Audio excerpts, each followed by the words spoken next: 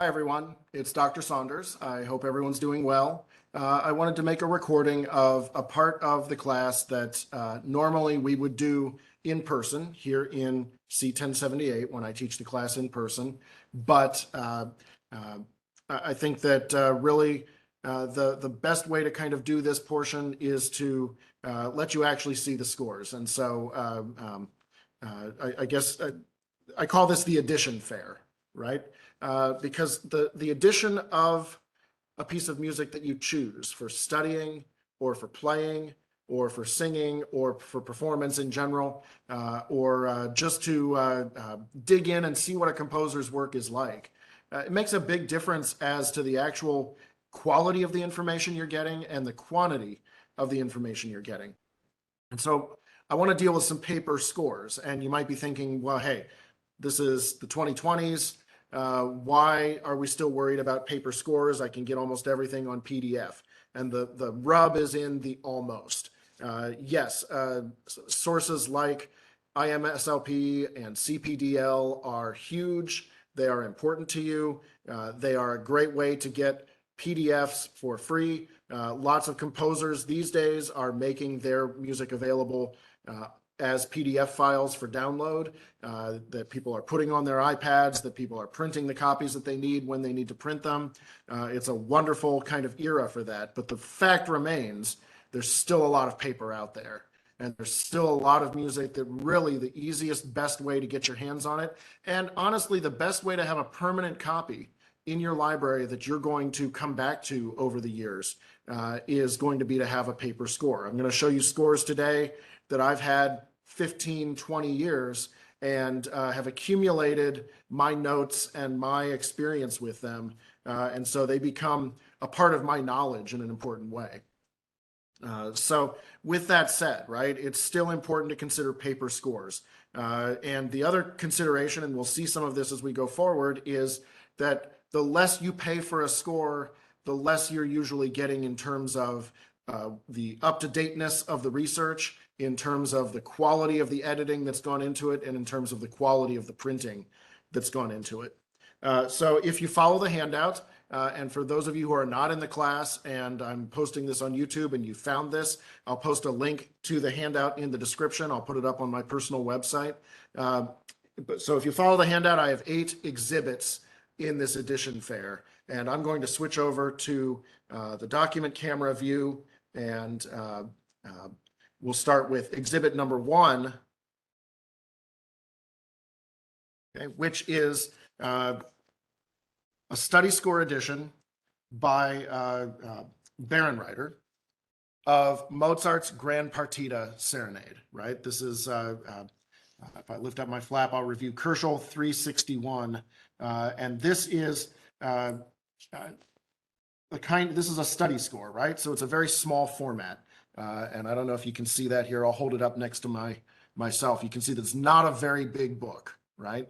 And that's fine. It's meant for study. It's not necessarily meant to conduct from. It's certainly not meant for individual musicians to perform from. So let's open up the inside. Because this is a Barenreiter score, they're based in Kassel in Germany with offices elsewhere. You're going to find that a lot of the inside material is in German. And herausgegeben von, right, with the convenient English translation here for those of you who speak English, Daniel Leeson and Neil Zaslaw. And these two individuals are scholars of Mozart's music. You can see on the front cover, it refers to the Urtext of the new Mozart edition, right? So there are 2 complete works editions of Mozart. One is the Neue Mozart Ausgabe, which came out after World War II.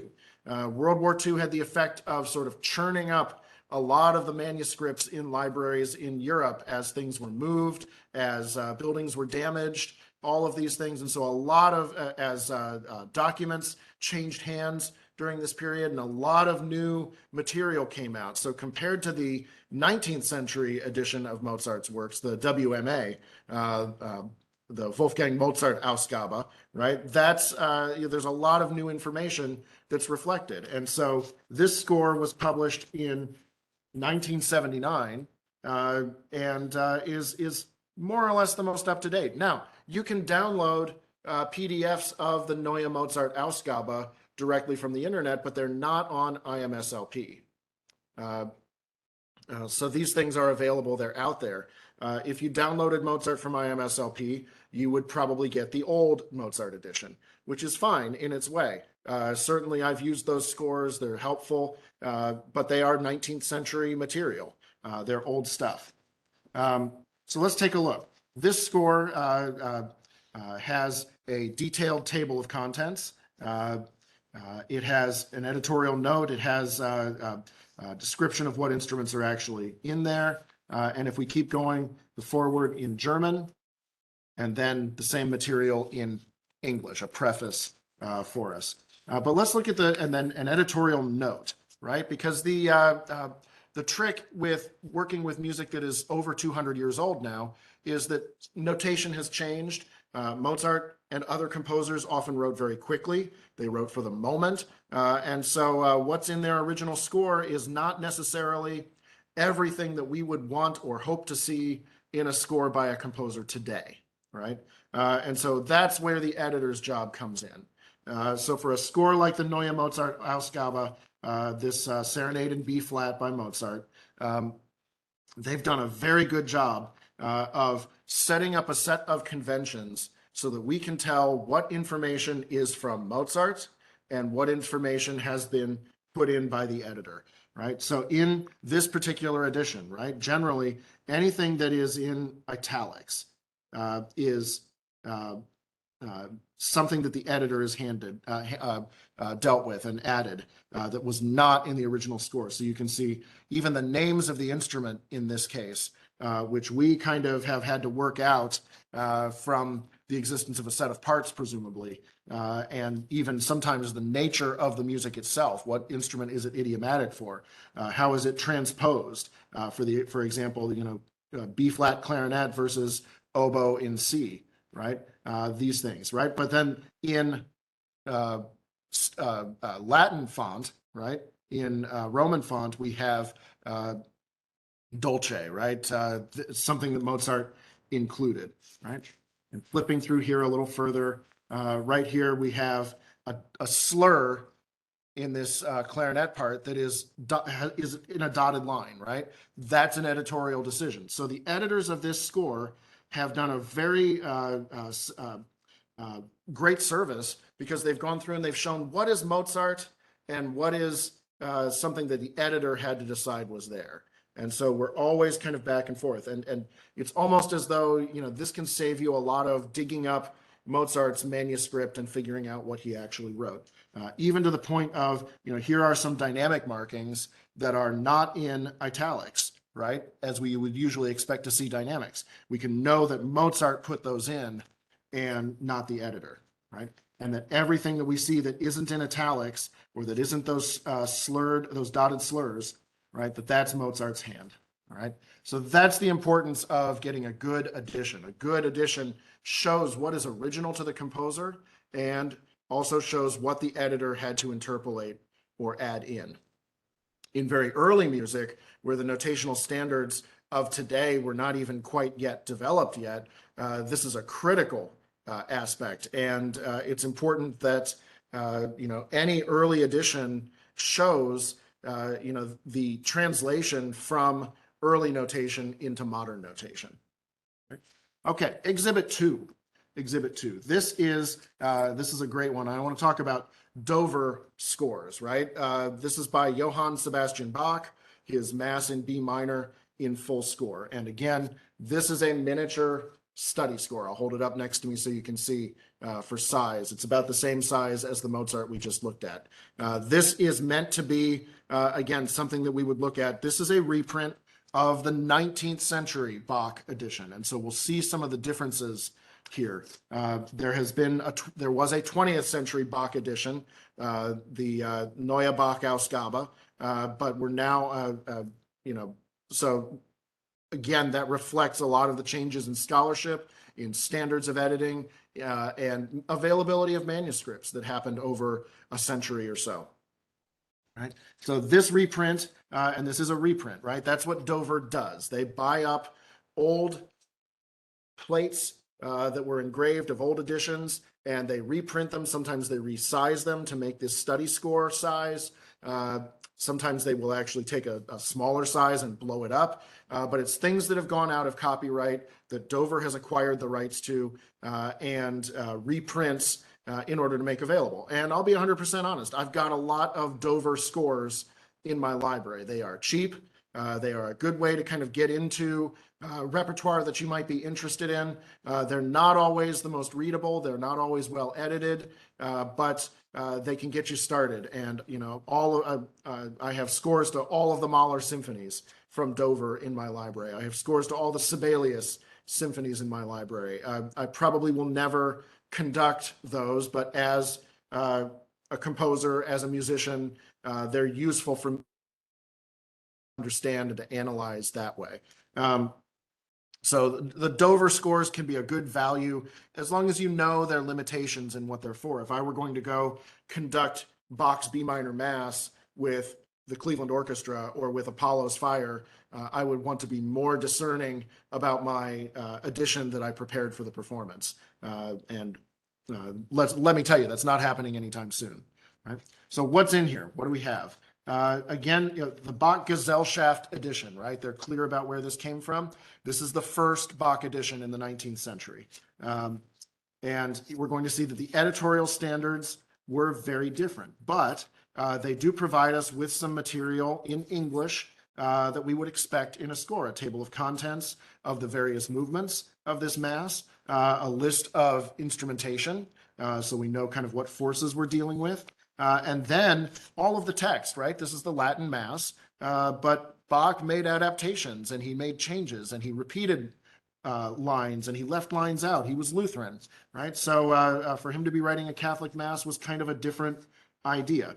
And here is what this looks like, right? No effort has been made by these editors to show what is Bach's and what is editorial in its approach. We have the list of instruments, and you'd better know the Italian names, as with Mozart. You know, this is a smaller score. It's intended for study. Down in the continuo part, we have just Bach's notations. We have the bass line and the figured bass. We don't have a realized continuo part. So unless you are somebody who can realize figured bass at sight or practice it and develop that kind of texture, you know, you could be in a heap of trouble if you were trying to use this edition. On the other hand, you know, a good exercise would be to take the figured bass part and realize it. Would you want to do that for the whole B minor Mass? Probably not. Either you're somebody who can realize that in an improvisatory, real-time kind of way, or you're going to want a written out continuo part that's been realized for you. And we'll see one of those later. So there is Bach. Let's look at another Baroque score. This is from Novello. I picked this up in a used bookstore one time. This is Purcell's opera, Dido and Aeneas, probably the most important English opera before the 20th century. And we will talk about that as we study the Baroque era. This is an interesting score. You could, here you can see the marks of the people who had it before I did. We have this is from 1966 and then revised again in 1974. This is a British edition. You can see the paper is not of the highest quality. It's good paper, but it's relatively thin. And we see some bleed through of the previous pages in this edition. What we would expect in an opera, a dramatis personae, just as in a play, and then explaining the orchestra. But if we look at what we actually have in the part, we can see that you couldn't, as a string player, perform from this piece. The page turns are too rapid. You need a set of parts realized. But as a vocalist and as a continuo player, there's much here that's useful. So you're able to see this is a vocal score. It's got the vocal parts in it. And importantly, the continuo part has a realization to go with it. So here's what Purcell would have written for continuo, and here is what experts in Baroque music and experts in Purcell's music have decided will work for that realization. So this could be potentially a very useful document for an amateur production. Maybe you're not hiring all the string players. Maybe you're putting this on as Purcell did in a private school setting or a public school setting. And this could be something that would be really useful to you. Or you're a singer who is preparing one of these roles. Or you're like me, you're just somebody who wants to be able to study this music as we go forward. So a pretty useful score right here from Purcell. Again, we're talking about scores that are published hundreds of years after the deaths of these composers for the most part. Right? Here's another score that says Urtext, right? And this, if you're a pianist, right, this is a very familiar look. This is a Wiener Urtext edition, these red-orange covers from Schott, by the great composers. This is the kind of score that pianists buy and they keep throughout their career to continue to make notes on. This is heavily based on, again, the second Bach edition, but it's not completely that.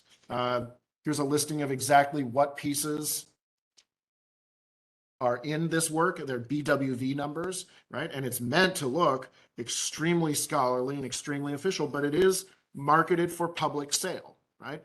We have a picture of one of the manuscripts of these pieces, so you can see what we would be dealing with if we were dealing with, Bach's original manuscript in this case. Edited from autographs and manuscript copies, and with fingering added. Right, so this is not even the new Bach edition or the Bach Gesellschaft edition. This is a special edition prepared by this publisher, right? And as part of their series, Wiener Urtext. So these are, and this is something you can expect to see in a collection too. Little incipits, so you can quickly know, okay, I know it's a Bach prelude. I just don't remember which one it is exactly. You can quickly find these are the first few measures of these things. The German forward, and most of what's in, there's a lot of this particular score that is untranslated, and so you've got to deal with German a little bit. This is a classic kind of forward explaining Bach's ornaments that actually comes from his son, Wilhelm Friedemann Bach. All right, and here's the English preface. And let's look at the music itself. Right here, this is the first of the first six little preludes. And you can see I prepared this piece at one point, and I wrote in my fingerings for the left hand so that I would be fully prepared for kind of what my left hand was going to do. This is a piece that many beginning pianists might go after. But we can see kind of what is going on here. There are some suggested fingerings here, just a few of them, and they come, I believe, in this score from Bach himself, right? He used these as teaching pieces. And so if we keep going, here's an interesting line. There are multiple manuscript copies, and that's an interesting aspect of this edition too, and we'll look at that in a minute. So some manuscripts have these eighth notes. Some manuscripts have this more interesting 16th note, and whether why the editor decided to include that, it just depends on the provenance of the manuscripts that were there. We have manuscripts in Bach's hand that we believe to be his original. We also have manuscripts that are copies in other hands, because most of Bach's music was unpublished in his lifetime. Right?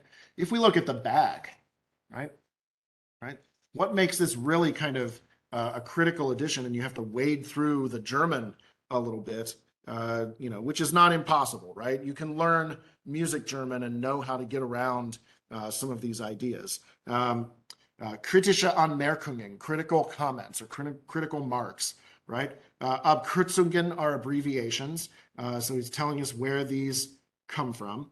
And die Quellen are the sources, right? Quelle is source, die Quellen, right? And there's plenty of German here, but the main source, right, is Library of the School of Music at Yale University, the Klavierbuchlein for Wilhelm Friedemann Bach. Bach literally wrote these little pieces to teach his son one of his oldest sons, how to play keyboard, harpsichord mostly in that time, right? And each of these sources is given a letter, right? So that we can figure this out from A, which he considers to be the most authentic, most original source, all the way through Z, and there's even a double A. And you can see that this is as late as 1802 and reprinted by Peters in 1815. And cool enough, right? This manuscript lives right here in Northeast Ohio. The Riemenschneider Memorial Bach Library, which is at Baldwin-Wallace University in Berea. So that's kind of cool. Neat thing about Bach studies a little bit. Okay. Then we have comments on the original compositions, right? And all kinds of, on the individual compositions, Einzelnen. He tells which source he has used mostly for each one. He tells which copyist is involved. And then this schematic idea of how these sources might relate to each other. This is something that comes to us from critical textual studies and philology, and trying to track down the origins of these manuscript documents historically. It's not just a practice in music, it's outside as well.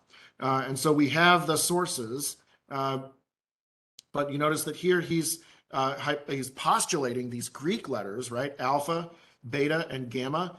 He's postulating sources that nobody really knows where they are. They're lost. But because of the similarities between, in this case, source P, A, and D, he assumes that they were all copied from the same single source, alpha, which is kind of fascinating to think that somebody has dug into these well enough. And he goes through this with each individual piece. And then his comments on why I chose to do this and why I chose to do that. So talking about a truly critical edition here, and much academic work gone on to prepare this.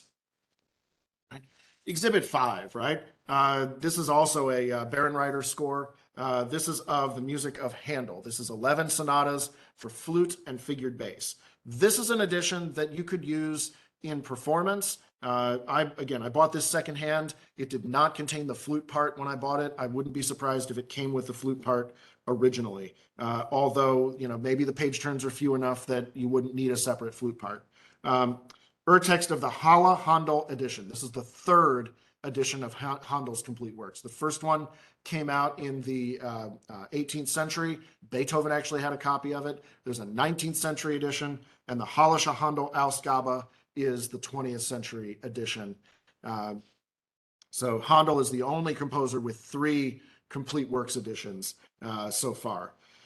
Right. So let's look at what's in here. This is, again, we're kind of documenting what's going on, edited by Hans-Peter Schmitz, with realization of the continuo by Max Schneider, right? That's what makes this a performable edition, right? The original Handel work doesn't have all of the realization of the continued bass. And so if we flip open to a page, here is a sonata in G minor, right? This left hand, right, down here, this left hand with the figures is Handel's original bass line, and that's what the continuo player would have gotten, right? The original edition is the flute line and the bass line. And then in the right hand of the piano, we have the realization of the continuo part done by an expert in Baroque music and continuo playing and these kinds of ideas. So remember, since it's a piece with continuo, right, you have somebody playing this bass line on a cello or a bassoon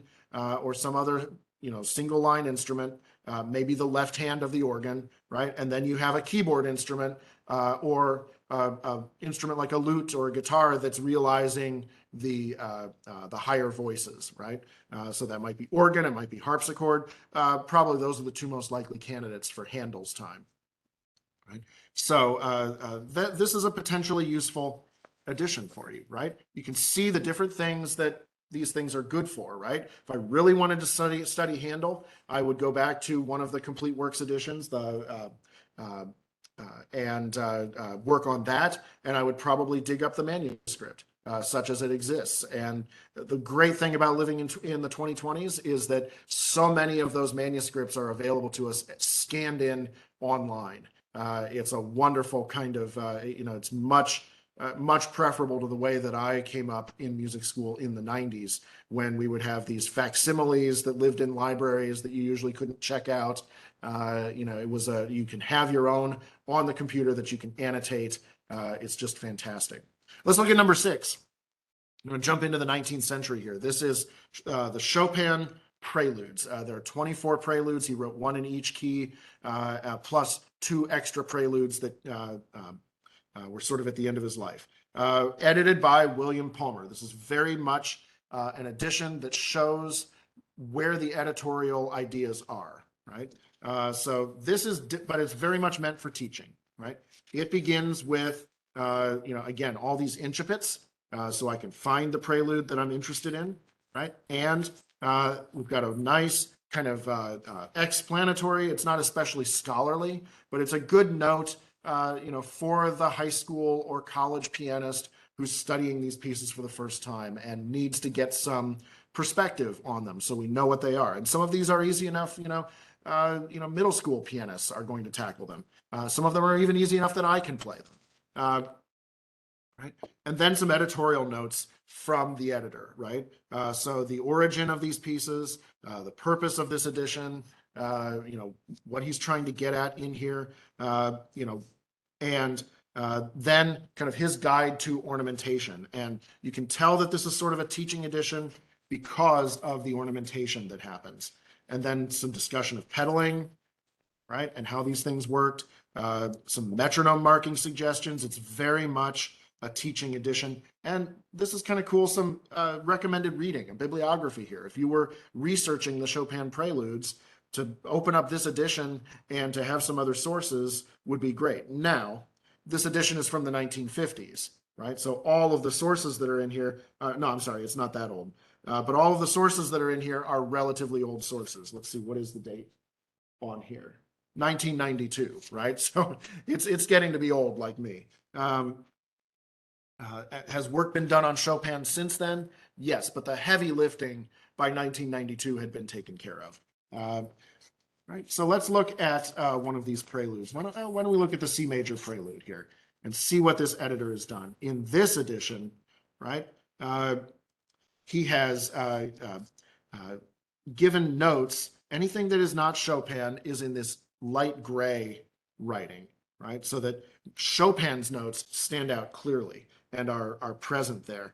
And he's also provided fingerings, right? The fingerings, because they're not in italics, because they're not light gray, we know that these are fingerings that come from Chopin. And Chopin was a great pianist, and he taught many of his students. We have a teaching copy of Chopin's Preludes of the first published edition with his marks and editing and suggested fingerings in it. So that's a useful thing to know, right? He's got letters that refer to footnotes down here at the bottom of the page. And you can see suggested markings, right? And he's modernized the pedaling from what Chopin would have used originally, right? So a very useful edition in a lot of ways. Is it the ideal scholarly edition? No, it's not, right? There is a complete works edition of Chopin that works a little bit differently than this, but it's a good start. You can get there, right? Number seven. This video is probably getting a little long, but I think there's a lot of good information here. This is an edition with an absolutely classic look. One of Schirmer's editions of piano music. They also put out a variety of music, violin music and chamber music and art song and vocal music under this imprint with the classic yellow cover like this. Schirmer, many of those editions come from the late 19th, early 20th century, although they continue to put out new editions. And it's such an iconic look that when Billy Joel composed a set of classical piano pieces called Fantasies and Delusions, look up the album cover is designed to look like the cover of these Schirmer editions. And lo and behold, Schirmer did actually publish them. So this is important. So it's important to notice that all of Beethoven's piano sonatas don't fit in one volume. This is a 2-volume edition. And this is the one that I used when I studied the Beethoven sonatas. Again, I'm not a good enough pianist to play most of them at any kind of performance level, but studying them and getting into them and learning them was an important part of my musical education and an important project that I embarked on relatively late, probably in the game, but still to have done it and to kind of see what Beethoven is about is an important thing. So this is has 2 editors listed. Right? Hans von Bülow, the great pianist and conductor in the late 19th century, and Sigmund Lebert, right? And then we have some translations and a biographical sketch of Beethoven added. Again, this is for the mass market. This is intended for, the amateur pianist who is, wants to tackle something, that's a challenge, or, just, is a good pianist and wants to tackle Beethoven, wants to do it relatively cheaply. These Schirmer editions are relatively inexpensive. They are not scholarly editions. I can tell you that the original, you can see the copyright notice down here at the bottom, 1894, and the copyright renewal from 1923. This is now a public domain edition. You may be able to go on IMSLP and get this. But you certainly can go to the music store and buy it too, or buy it on Amazon. The biography comes from 1903, this biographical sketch of Beethoven. So obviously, if you were looking for research information on Beethoven, lots has happened since. Again, we've had a second Beethoven edition in the 20th century that we should be taking account of. Our good old incipits here, so you can know which sonata you're dealing with. I like the kind of teaser, right? This is volume 1, but they tell us what's in volume 2 as well. Well, let's take a look, right? This is kind of interesting, right? The editor has decided, one of the editors, we're not sure which, it could be Bülow, it could be his collaborators. The editor has given us abbreviation, because they're in English, it's probably Theodore Baker that's finally done the last bit of this, for the different parts of sonata form, so that you can, you can't tell the players without a program. And you could dispute this analysis.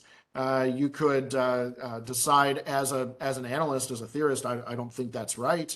But this is a starting point at the very least. Right? Fingering comes from von Bülow, we know that, not from Beethoven. So, but there's no indication of any of this, of what is editorial and what is not, right? So Beethoven's sonatas were originally published fairly piecemeal, many of them by the same publisher, but not all. They were written over, a 30 or 40-year period in his life, from 1792 almost all the way until his death. So there's a lot to Beethoven that may not be reflected here. But again, as a basic text for getting into these sonatas originally, you can't beat this for the price, and something you could mark up. I should have marked it up more when I was really studying them, but I didn't always mark my scores. When IMSLP wasn't a thing, and I couldn't always get another one, I was always worried that, do I want to put my score up on the document camera in a class and have all of the markings there, right? That was a concern for me. Right. So maybe not the ideal Beethoven to go after, right? Especially kind of you get into some of the places, I think the layout gets a little cramped, right? Here we are in one of the later sonatas. I mean, this is just hard to read. There are places where they're trying to put maybe too much music onto the page all at once. And so that might be a consideration for you as well. Of course, more music on each page means fewer page turns, so there might be a practical component to that too. All right, one more, and then we'll wrap this up. This is one I picked up. The college where I was working got rid of this, and I said, okay, I'll grab this because another book in the another book in the repertoire is not a bad thing. So you can see exactly what it is. It's described on the cover. A collection of 39 songs with piano accompaniment by French composers, as collected and edited by Max Spicker, right?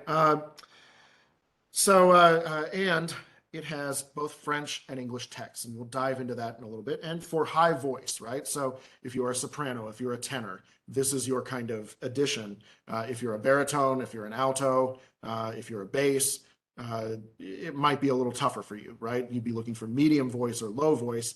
And often you can find the same songs translated, for high voice, for low voice, for medium voice, simply transposed into different keys to allow those voices to be in their best register. Right? Let's see what's in here, right? So we do have a credit for the translator, right? And let's look at the date, right? Copyright 1912. This is another Schirmer edition, renewed 1939, and I assume this is kind of a later printing than that. And we have a variety of 19th century composers and 20th century composers. We have Bizet, we have Ernst Chausson, we have Claude Debussy, Léo Delibes, Vincent d'Indy, Gabriel Fauré, César Franck. I mean, if you wanted, to introduce yourself to, we have Lalo, we have Massenet, we have Pierné, we have Saint-Saëns, and we have Widor. This is a pretty good introduction to the French art song repertoire of the late 19th, early 20th century. And that's useful, right? And we have various indexes, titles, first lines, there's a lot here. But let's look at one of the pieces, right? Here's a song by Debussy, Beau Soir. Credits the lyricist, right? Paul Bourget. And we have a English version by Henry Chapman, right? What good is this actual English version, right? That's an important question. Do we sing a song with French lyrics in English? Well, maybe, right? But if you go through and you look, this is not a word. If you're trying to understand what the French lyrics are, this maybe is not the right way to go. You would probably want to seek out another translation of these poems, because an important idea as a singer, you're going to want to know what words actually mean in your language, right? So for example, couchant, right? Couchant, but under that is setting sun. I don't know much French, but I can tell you that soleil is the word for sun in French. And so this is a singing translation. This is designed to be very singable. And that means that sometimes liberties are taken with the meanings of words, with the, and you can't count on the word that's directly below the original French word being the translation for that word, right? So this is a singing translation, possibly useful. But again, English and French are two very different languages, and what works well in French may not work so well in English. No indication of editing. Of course, in 1912, when this was originally written, Debussy was still alive. So it may have been a matter of looking at the original edition of Debussy's music and copying it over and re-engraving it with the new translation. So it would probably make sense if you were seriously going to prepare this piece for a recital and to have in your repertoire, that you would want a better edition than this. But if you're teaching and you need a variety of songs available to you, you know that your student has an audition and they need to have a song in French, this might be a good book to pull off the shelf and see what would fit for your student or for you as a vocalist as well.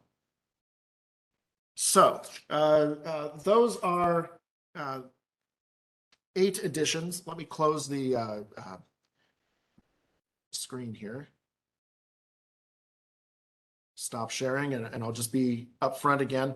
Those are the editions, and some things to think about as you deal with these pieces of paper, as you deal with things that you might download from the internet, from IMSLP or CPDL or other websites, or from publishers. More and more publishers are making their work available as PDF copies, because or certainly if you're working with a living composer, that's a possibility that you'll be doing that.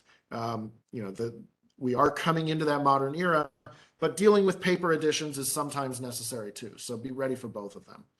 This video is a little long. I hope it's helpful. I hope that if you're in my class, I hope that it helps you prepare for writing assignment 3. And have a great day, and I will hopefully see you in person soon. If you are one of my students, feel free to come by the office and inspect these personally and talk about really anything. But if you want to talk about the differences between these editions and what you should be looking for, that's a great idea.